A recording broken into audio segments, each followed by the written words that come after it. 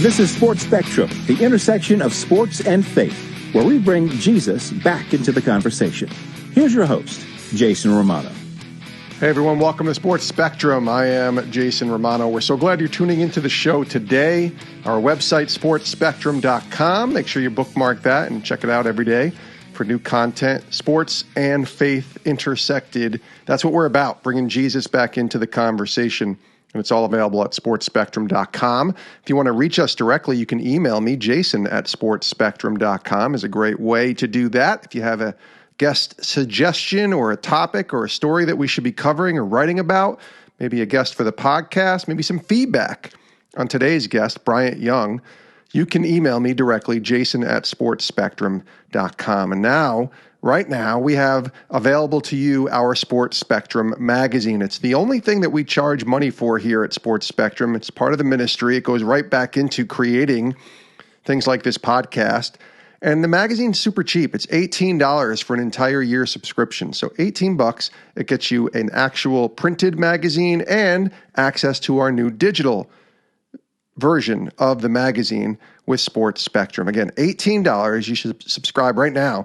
It's a great deal. You can get it for yourself, maybe get it for your family. If you're a leader in a life group or a small group, maybe even a men's ministry, the Sports Spectrum magazine can be a great resource for you. You can check it out and subscribe right now at sportspectrum.com, sportspectrum.com. We are presented today and thankful for our two sponsors on the Sports Spectrum podcast today. First, our newest partner and sponsor, Convoy of Hope. Fighting hunger, poverty, and suffering in the United States and throughout the world. They are a faith-based nonprofit organization, and they have a driving passion to feed the world through children's feeding initiatives, community outreaches, and disaster responses. Check them out at convoynation.com, convoynation.com, a great place to sow your money, your time, your efforts into and be a part of the great work Convoy of Hope is doing at convoynation.com. We're also thankful to Ronald Blue Trust, our partners and sponsors, offering comprehensive financial services and objective advice to over 9,500 clients across the wealth spectrum in all 50 states. You need to go check them out at ronblue.com to learn more. ronblue.com. They will answer the questions that you have regarding your financial needs. Check them out at ronblue.com. Today on Sports Spectrum, we're really excited to welcome one of the all-time great San Francisco 49er defensive players, Bryant Young. This guy was a member of the 1990s All-Decade team, a four-time Pro Bowler, first-team All-Pro in 1996, and a second-team All-Pro in 1998, 99, and 2001. He's also a Super Bowl champion. You guys remember that 1994 49ers team with Steve Young, Jerry Rice? Remember Steve Young getting the monkey off his back? I mean, that was a big deal in 1994 when those 49ers won a Super Bowl. Bryant Young was a rookie that year. So he comes in as a first-round draft pick, contributing to a team that is one of the all-time great 49er teams, that 1994 San Francisco 49ers Super Bowl championship team, and Bryant Young was a part of it. Not only that, Bryant Young played his entire career with the 49ers from 1994 to 2007, 14 seasons playing on the defensive line. Man, he was one tough hombre. He was a great, great football player. 1999, he won the NFL Comeback Player of the Year, and just this past year, he was named to the San Francisco 49ers Hall of Fame. We talk a lot about Bryant's accolades on the field. We talk a lot about faith and his journey to Christ. And we talk about some difficult moments as well. Recently in 2016, he lost his son to pediatric cancer. So we talk about some of the difficult moments that, the hands that were dealt in life as well. And Bryant's following Jesus through it all. Not perfectly, as he says, but none of us are. But he's got a great story. I think you're really going to enjoy the gentle spirit of Bryant Young, the former San Francisco 49ers All-Pro defensive tackle, joining us here today on Sports Spectrum.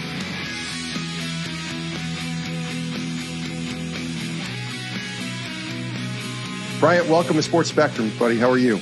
I'm doing great. Thank you. I really appreciate you having me on here. Absolutely. We're going to talk sports. We're going to talk about your career, but we're also going to talk about the most important thing in your life, which is your faith in Christ. So we'll start, I guess, on the field. One of the best defensive players the 49ers have ever seen. And in 2020, a weird year for everybody, you were named to the 49ers Hall of Fame. So what did that mean? Let's start with that honor and what that meant to you, culminating what was an incredible NFL career. It meant a lot to me, just in terms of being able to play with one organization. And when I think about all the people that came before me, that really kind of set the standard and the groundwork, from ownership to players, and just the people that were still there and a part of that organization, for me to be able to be cemented as part of that organization in that way meant a really great deal to me. And I'm just excited to be able to be mentioned among the ones that came before me that have paved the way. And it's up there. Of course, it's great to be recognized in that way and be cemented in the 49ers Hall of Fame. Yeah. But as we all know, it's not always about the accolades, for sure. Absolutely. But to be recognized by the organization and my peers, that definitely means a lot to me. Well, you played for the 49ers your entire career, which is so rare, 14 seasons in a salary cap free agency era. How important was that for you when you look back now to say you played your entire career? I'm sure there were opportunities, maybe there were, to leave. Maybe there was opportunities to even be cut or something by both sides, and yet you made it work for 14 seasons with the same team. Yeah, there were a couple times. I remember my first time I was kind of embarking on a free agency year, and the feeling was mutual. I wanted to be there. They wanted me there. And so we signed a long-term deal, my first one. And so that was kind of like that for the rest of my career the next time I came up before free agency. However, there was a time where I thought that I was probably going to be a salary cap hit. And I refused to be that guy. I felt like where I was at and what I offered the team and the organization, I still had a lot to offer, and I was of value. I felt that about myself. Not that I was very high on myself, but I knew what I had to offer. But at the same time, there was speculation that could possibly happen. Me getting cut, and then also potentially getting traded. And so I never, ever took it for granted that it was always going to happen for me in that way. I wanted to be there. Obviously, they made it happen for me to be there, and it was a great marriage. And so I'm very appreciative of that. And I know that guys that play their careers for a long time don't get that opportunity as much. Hey, look at Tom Brady. I mean, he won a bunch of Super Bowls in New England and didn't get a chance to finish his career there. He wanted to continue to play. And so he went to another team. And so, but I recognize how much of a privilege and a blessing that is to be able to do that, to be able to be in one community for as long as that. It means a great deal to me.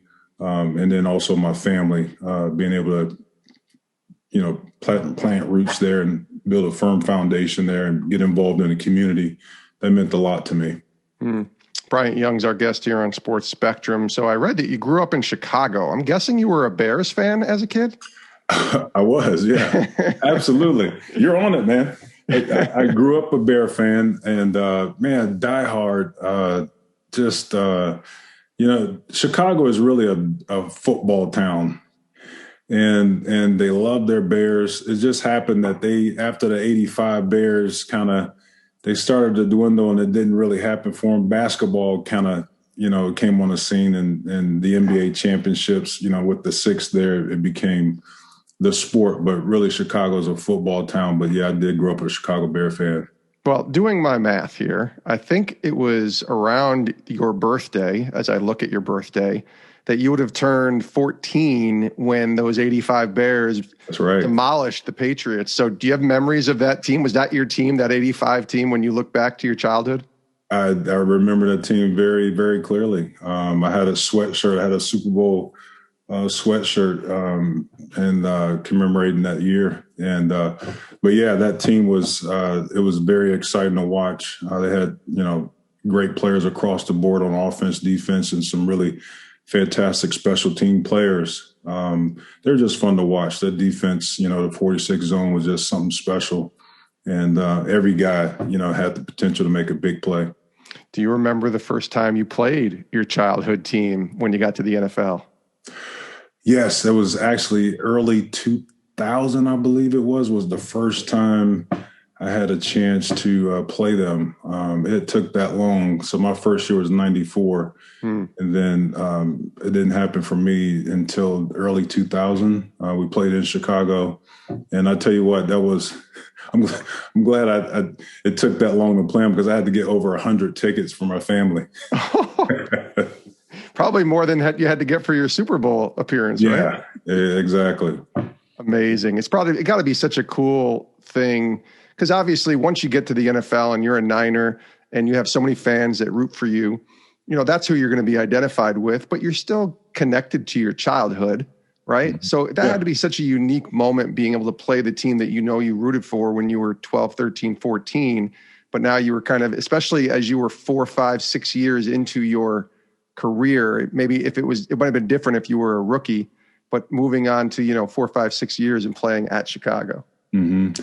And it was actually my love of watching the Bears, them beating the 49ers and the Bears meeting in the playoffs.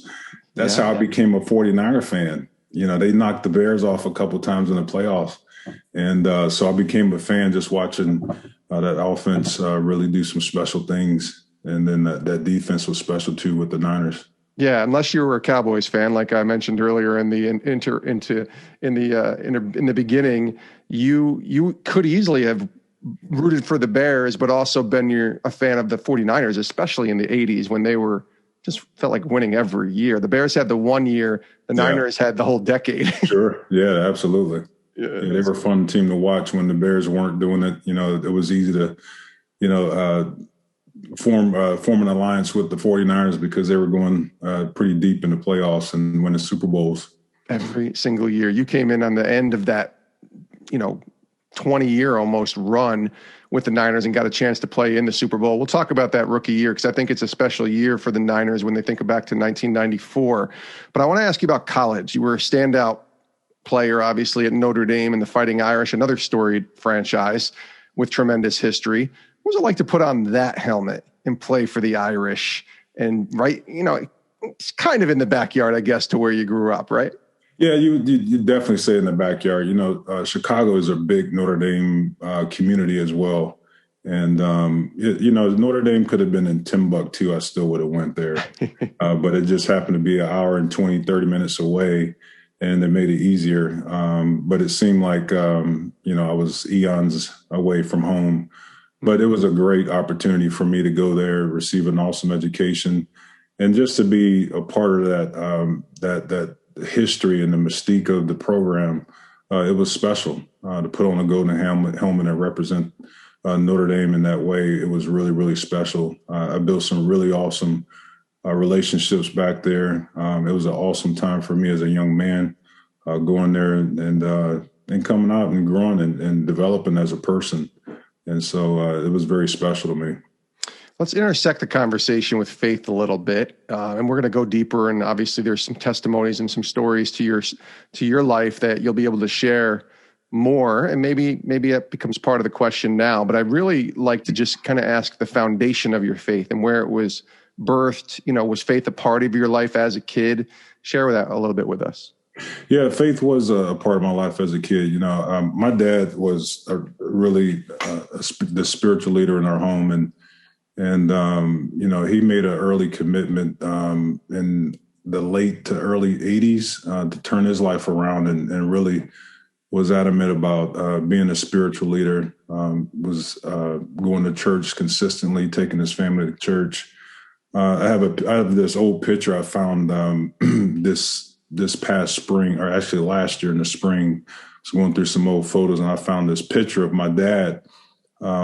He would do these Bible studies with the boys. I had 2 older brothers. I was the youngest. And, he'd sit at the head of the table and we'd just be sitting down doing a Bible study as a family. And so, but it was the seed that he planted years ago that had a lot to do where I am today. And of course, those seeds that he planted, if it had not been for him, I wouldn't be where I am today.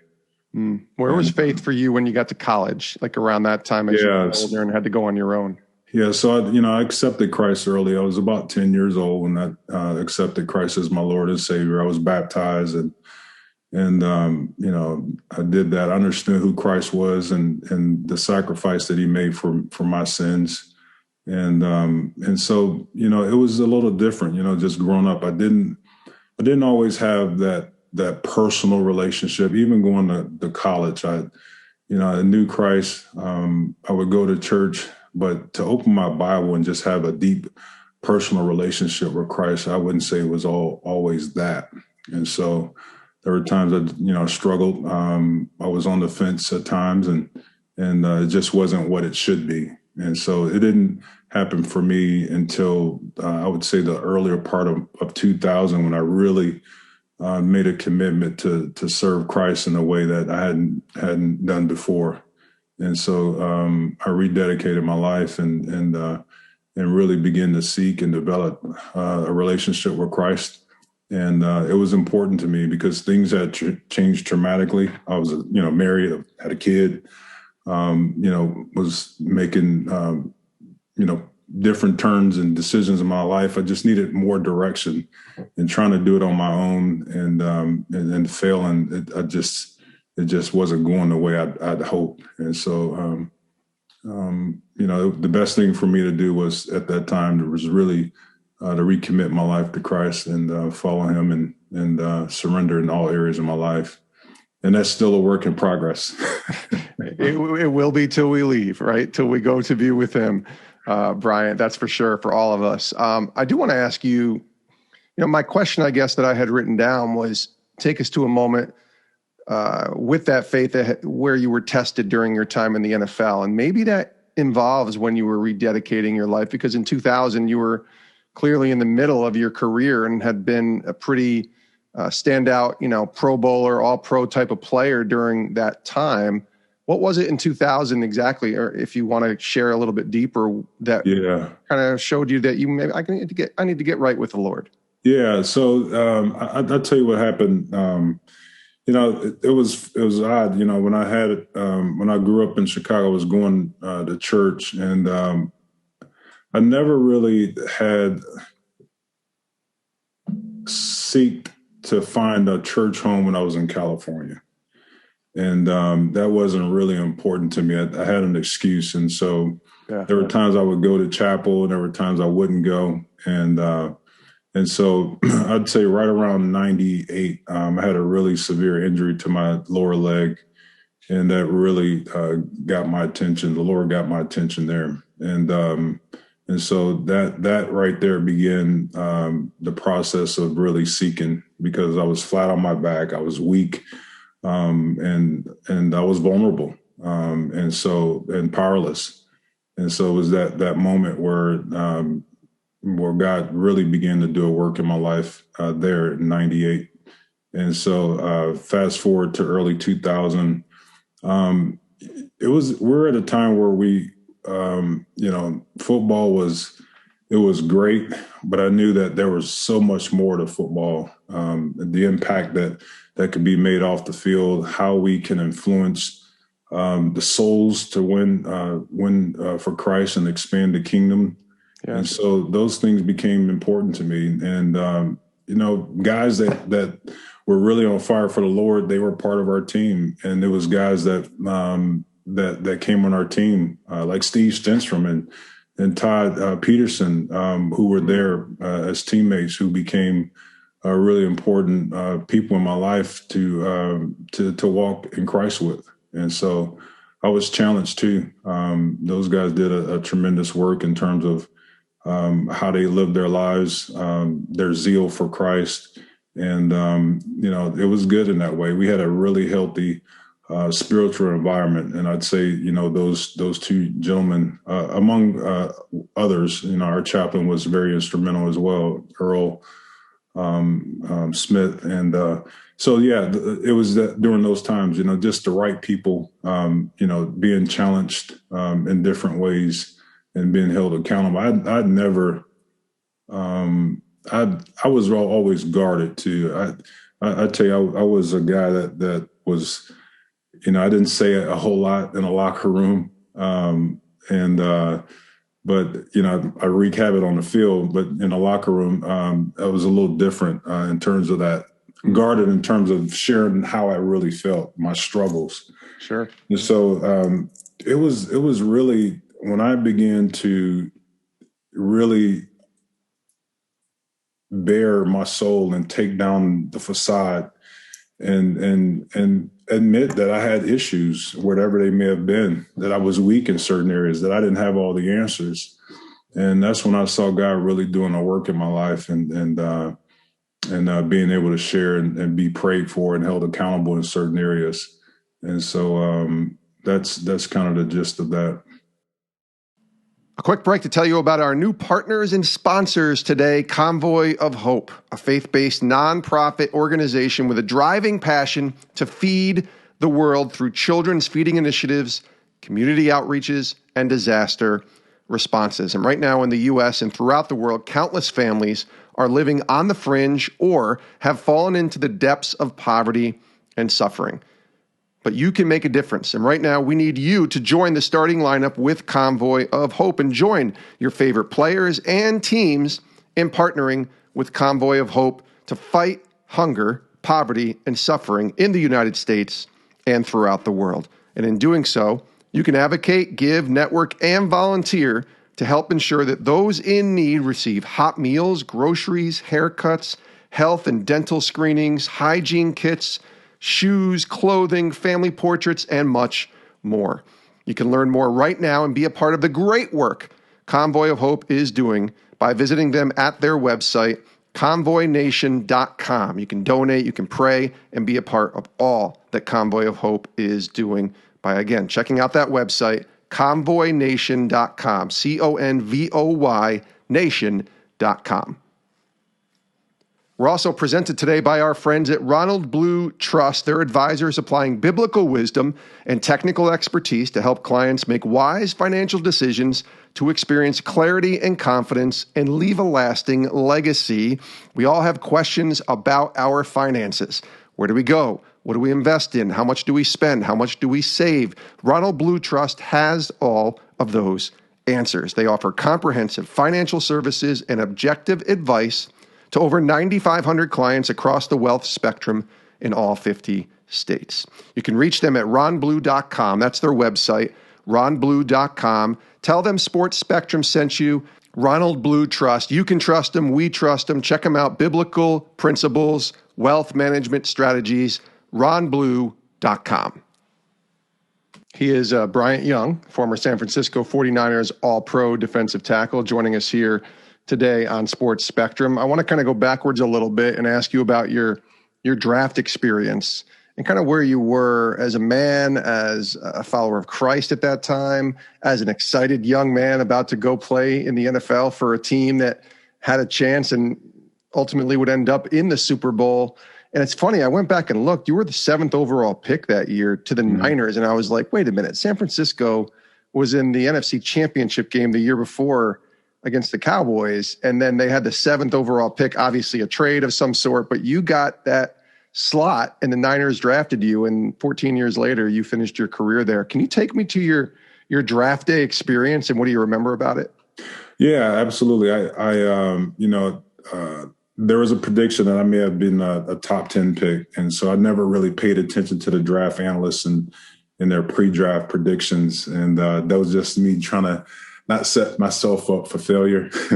But I was invited to New York. I declined to go. That just wasn't me. I didn't want to be a part of the lights, camera, action type of deal. It was important to me that I spent time with my support system, my family and friends back home and allowed them to be a part of the whole experience. I had a village of people that were important to me. And so just to have the opportunity to be home and have them be a part of that was important to me. So draft happened, and I took 2 visits. I went to New England. They had the 4th pick that year, and then I went to Seattle. They had the 8th pick that year, and I thought my chances were good. Potentially being the 4th and for sure an 8th pick. And I thought, once Seattle or New England picked at 4, they picked Willie McGinnis. Yeah. I was like, okay, I don't see, anybody else. The Rams traded, I think, down or Tampa Bay took Trent Dilfer. Yeah. And then the Rams, I think, had 7. And I thought for sure I was going to go to Seattle because of the way things were moving and the guys that were picked before me. And but here comes the 49ers. They go from like 23rd and 26, and they trade their 23rd, and they go to 15, and they go 15 to 7 with the Rams and select me. And so I was just blown away. Not often do you see a team that was in the NFC Championship having that opportunity to pick in the top 10. So I was just blown away to be able to be drafted by a team that had all the makings in place to win, continue to win, and be a part of that team. It was very special, man. And it was one of my favorite teams. It was my top 2 teams. Right. Yeah, as a kid.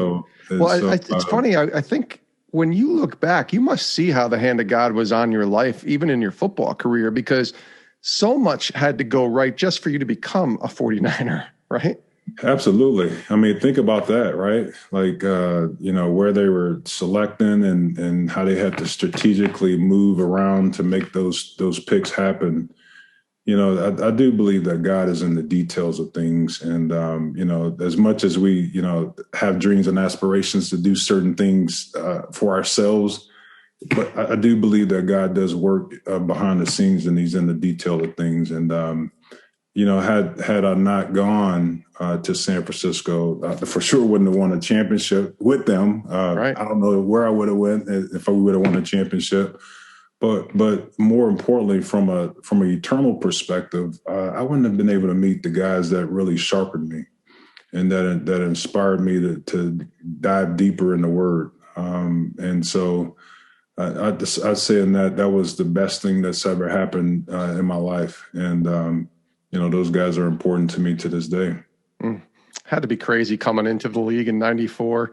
And that's kind of my favorite era for football when I think back. I remember the 80s as a kid and, again, rooting for Dallas. In the 90s, obviously, the Cowboys and the Niners, those were your 2 teams that were facing it every single year. And in '94, your rookie year, you guys go on and win the Super Bowl and beat the Chargers. But many thought the Super Bowl that year was the NFC Championship game when it was Dallas, the 2-time defending champs, against the 49ers, who they had beaten the previous 2 years. So 3 years in a row where they're facing each other in the conference championship. And that team, that 94 team it was loaded with veterans, Hall of Famers, Steve Young, Jerry Rice, obviously. Deion Sanders was on that team. Legends. You're this young guy coming in and contributing. Can you kind of share just, some thoughts on when you think back to that team? It's weird. It's your rookie year, and it might have, it was probably the best team you ever played on, I would have to imagine, if you win a Super Bowl. Mm-hmm. What was that like, just being a young kid, 22, coming in and just having this opportunity? Well, it was awesome. I knew that at that pick, there was a responsibility that was being handed to me. And with all the guys that were already there and that were coming in with me, whether it's, a drafted guy or a free agent, I had a responsibility to them. I had a responsibility to the organization, and they drafted me for a reason. And I wanted to make sure that I held up my end of the bargain. I had pride and about how I worked and made sure that I wouldn't let any of my teammates down or organization down. Yeah. And so I just wanted to do my part and do it very well and earn the respect of my teammates. But when you come in, you got guys like Deion Sanders and, Jerry and Steve Young. Steve Young and Jerry Rice are there. And you got Hall of Fame defensive lineman Ricky Jackson and Richard Dent in the same defensive line room. Yeah. It was incredible. It was, the perfect storm for me as a young guy to come in there and just play and just not think about anything else other than to play. Do your job, do what's expected of you. And you had, guys that were able to lead as well. So I learned a lot, learned how to be a great leader, be a great teammate, how to be a great pro. I thought I worked hard. I thought I was a grinder, but there's a level, another level I had to get to. And certainly being able to have examples before me, it provided that for me in terms of where I needed to go. But it was a thrill. We were, it was just an awesome experience to be able to go into a game and not having the worries of if we're going to win. It was like, how much are we going to win by? Yeah. Once we got to the debacle against Philly coming off of our bye, and we had struggles the next week against Detroit, and it was, wow, that was the turnaround. We went on a 10-game win streak. And it was just, man, we feel like we're going to win the game. It's just a matter of how much we're going to win by. And so it was just a great feeling to have, our offense playing really well. Defense, I think we didn't get a lot of credit, enough credit, right. But we had a very high-powered offense, but we had a really good defense as well. And so it was just an honor to be a part of that. Yeah, I mean, I have clear memories. This is 22, 20. 94, and this is 2000. I mean, this is almost 30 years, which is crazy to think about. 28 years, but 27 years. I'm doing my math right. I'm going to pick that up again. It's crazy. 27 years ago that this has been, and I remember specific games from that year. The regular season game against Dallas was a big game. Yes, y'all won. The game against the Chargers, Dion had like a 95-yard interception return, and you crushed them. That was the team you were about to face in the Super Bowl. And then the playoffs and getting to Dallas again in the conference championship game. And, I think it was 21-0, Bryant, in the first 5 minutes of that game. It was unreal. Yeah. How many memories from that year? Yeah. You talk about the Dallas game, the first in the regular season. Yeah. That was the precursor to what it was going to be like in the NFC Championship. We knew, we could potentially face them in the NFC Championship, and we knew what happened 2 years before. And when we came out of that game against Dallas in the regular season, we felt like this was our year. We got them.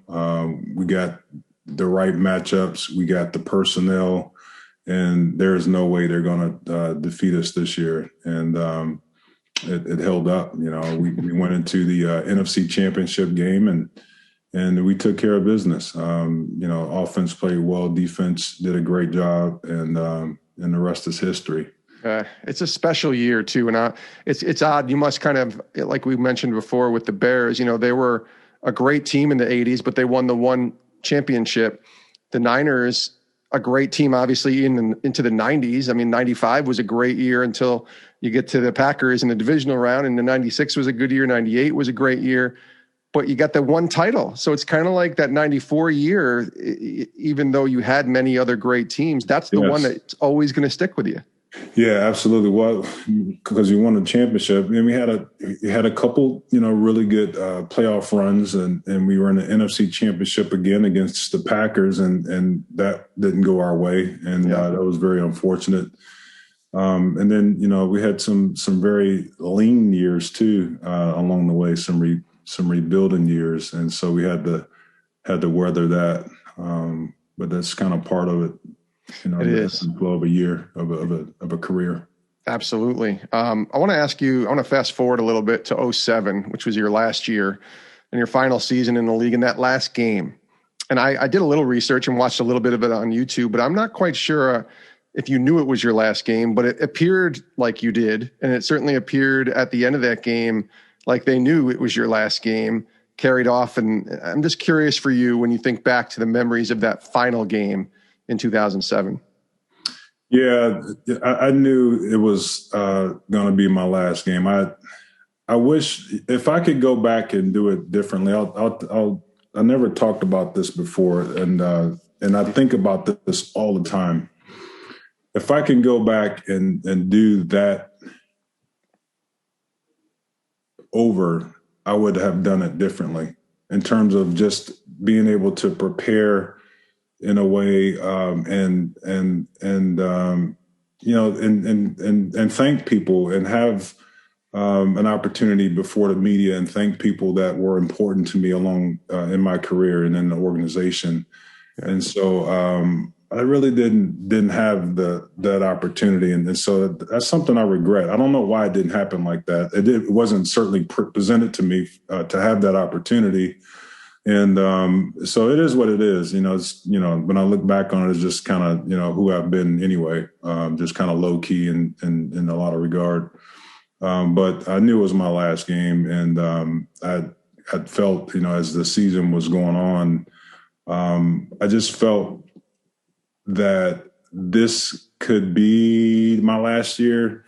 And I wasn't 100% sure until like maybe the last 6 games. I knew that it was going to be my last year. And I could have played another year for sure, maybe 2. But for me, it was, it was the right time to go, the good old right time to go. And so it was on my terms, which a lot of guys don't have the opportunity to do that. But yeah, it was a great kind of a send off, to be carried off in that way. My last game at the Candlestick Stadium, just an awesome deal.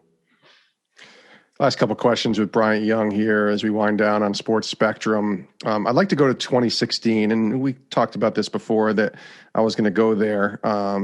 And obviously, things in life happen. And in the book of John 16, Jesus talks about in this world we're going to have trouble, and that we should take heart, though, that he's overcome the world. And we're going to have that turmoil and go through difficult times. And you went through that with your late son Colby's cancer battle. I wonder if you could share about that time and kind of what it was like to go through that, and maybe the importance of your faith in sustaining you during such a difficult time. Yeah, it was very trying for us. When you are in a place where you, as a father, you're helpless. Like as a dad, we're supposed to be protectors. We're supposed to guard our family, our children, our spouses. And when you're not able to do that, I felt a certain way about that. And, I went through some dark times. We went through some dark times. Okay. But I tell you, my faith and God has been my rock. He sustained me and gave me what I need in those moments to get through to the next moment. And to get to the next moment, the next day, the next week, the next month. And, but I tell you, God really grew me. It was in those hard sufferings and the pains of just feeling that and grieving and what was to come. And then even after, I think it really, I think having Christ, I knew, to a certain level, but I think going through that, it really produced even more endurance, and that endurance, it produced a proven character. And then that proven character, it produced, it just solidified the hope that we have, because I understand, through the sin that entered this world, we're not immune to any affliction. There's going to be things that happen to us. And so how do we handle them? And I think how we handle those things, it definitely grows us in a lot of different ways. And it's our testimony, it's part of our story that we're able to share, and not so much of just, making it through, but who God is and how God continues to love us. Think about what Christ did on the cross for us. Right. Christ, he died a bloody death for us because he loved us. And so, to understand that and comprehend that, like we're not immune to that, but it's just so unfortunate that, my son had to endure that, but I am hopeful and we are assured that he is in heaven. We had an opportunity to walk with him and really talk to him about what he's going to be looking forward to. Yeah. And so that was beautiful for us to be able to do that. Yeah, it doesn't make it any easier, but I have to imagine it makes it, Christ said it doesn't get easier, but he says, throw it on me. I'll take it. I'll carry your burdens. I'll walk with you. Easier said than done, though. And I think when you're in the midst of it, it's hard to really, truly recognize that. And I've never been through a tragedy like that, but I know many of us, either if we haven't, we're going to be, or a lot of people listening have. What would you say, or what advice would you give when you were going through it? Because it's usually not until after that you can kind of look back and see how the Lord sustained you. What would be the advice that you would give for people who are, going through something right now, and maybe they're hopeful, but it might not end the way they hope, but they're trying to lean on their faith. When you were going through that, what advice would you give now when you think back to that? Yeah, my advice is just continue to hold on and know that God loves you no matter what. And when we think about in Romans, when God said that I'm drawing a blank here, but in terms of all the things that go against us, all the affliction, like it works to God's benefit, and because of He works all things for good, all things to those that are called according to his purpose. Is that the one? That is exactly it. Yeah. So when I really think about that, my God, this really sucks. Like, where is this going? How is this sharpening me? How is this growing me? And it was just holding on, sometimes by the thread. Sometimes it was just so hard to even get up in the morning and pray. And so that's when we have other people, our community of believers, where they are able to stand in on your behalf and pray for you. And so I think that helps too, but however you can, don't give up hope. Continue to stand firm of who God is, that he loves you. Even if God is not answering the prayer that you want him, the way you want him to, just know that his plan is perfect. And God will always, he will always love us no matter what through it. Yeah, my friend Lisa Stokes says, when you're going through something, we often try to be Superman or Superwoman. Yeah. And we have the cape to kind of carry, and sometimes we have to let somebody else wear the cape. Yeah. In that moment. Does that ring a bell with you? Yeah, to that point, my wife and I, we were always givers. We learned a valuable lesson during that whole process. Like we had our foundation, and we love to give to ministries and be a part of ministries and serve. Yeah. But we had to learn a valuable lesson. We had to learn how to open our hand and allow other people to be a blessing. And so God uses other people to be a blessing in our lives, and we had to learn that. And so we were in a position where we had to let go. We had to open our hand to be able to receive God's love in the form of other people serving us, praying for us, or whatever it may be and however it looked. And so there's a lot of lessons in terms of that we learned through that process. Last question, Bryant. It's a question we ask all of our guests here on Sports Spectrum. And, it's been 5 years, or will be 5 years, since your son's passing. And then everything happens with the pandemic and race relations and a political divide, and just very touch and go a lot with, honestly, since the last time I saw you, which would have been at the PAO conference in late February of 2020. And thinking back now, 12 months, 13, 14 months later, like all that took place, God teaches us lessons every day. What's the lesson he's teaching you today? What's he teaching you right now? Continue to grow. And one thing is I understand this, like there's no moment where it's an aha moment and you arrive. It's always continue to seek, grow, and learn. Even when you read the same scripture over, it may speak to you in a different way. Yes. And that's the beauty about continue to seek and to grow. And so, and I don't have all the answers. And so I'm learning during this time to always continue to be open to God to work, be open to how He speaks to me, and then also to stay in step with the Holy Spirit and be available for Him to speak to me. And so, and then not only Him speaking, but be obedient. Right. And so, but I'm challenged too that. I've heard some really powerful speakers in my day, and I've been challenged, just as a father lately, just to get it right with my kids. Not say that I haven't, but even more, like what's went on has been eye-opening in the last year or two. And so to really help them understand and to really pay it forward for them, talking about just leaving a legacy of faith.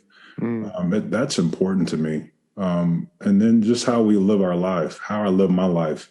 It's just not, it's not about one act. Like, how can I be faithful to what I believe on a daily basis? It has to be my lifestyle.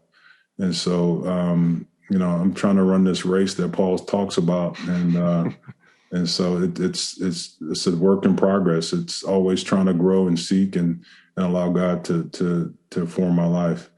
Always be open to God's transforming power. Yeah, we're all running this race, Bryant, and He's doing a great work in you. Just really appreciate your transparency and sharing your story here with us today on the show. This is fantastic, and hopefully we'll get to see each other again in person sometime soon. All the best to you, Bryant. Thanks for joining us. Thank you. And thank you to Bryant Young for joining us here today on the show. What a story. Really appreciated him being willing to go in a few of the places that he went, both from a rebirthing of his faith in Jesus. I think he said it was in 2000. He actually mentioned Steve Stenstrom as well. You might have heard that name. That is actually my boss. He is the president of Sports Spectrum, and it's pretty cool to see my boss, how he impacted a guy like Bryant Young from a faith perspective, and now Bryant living for Jesus. And then listen, when we put our faith and trust in the Lord, as I mentioned in John 16, it says, Jesus speaking, in this world you are going to have trouble, but take heart, I have overcome the world. And Bryant had his trouble losing his son, and I loved how open he was about sharing how Jesus sustained him and just to hang on. So if you're going through a difficult time right now, if you're going through it, and it might not be in the same situation as what Bryant and his family went through, but if you're going through a difficult time, just hang on. Jesus is there. He said to put your burdens onto Him because He cares for you. So hang on, give it to Christ, and walk with Him. Trust in Him and believe in Him. And I thought Bryant displayed that, explained that just beautifully here today on the show. We wish him nothing but the best, and we certainly wish you nothing but the best for listening today. If you want to reach out, if you're going through it, if you just want to let us know, you can email me, jason@sportspectrum.com is my email, and I'd love to hear from you and pray for you all. Certainly, we're all going through something. We've all either come out of something, we're not quite there yet, or we're in it. And either way, Christ is with us through it all. And so, again, if you want to reach us, you can do that and email me, jason@sportspectrum.com. Thanks again for listening and tuning in today. Thanks to our partners and sponsors, Ronald Blue Trust. ronblue.com is their website. We love Ronald Blue Trust for all your financial needs and concerns. And then our friends at Convoy of Hope, what work that they do, fighting hunger, poverty, and suffering. Check them out at convoynation.com, convoynation.com. Thanks for tuning in, guys. We love you. We'll see you next time with a brand new episode of Sports Spectrum's podcast. I hope you all have a great rest of your day.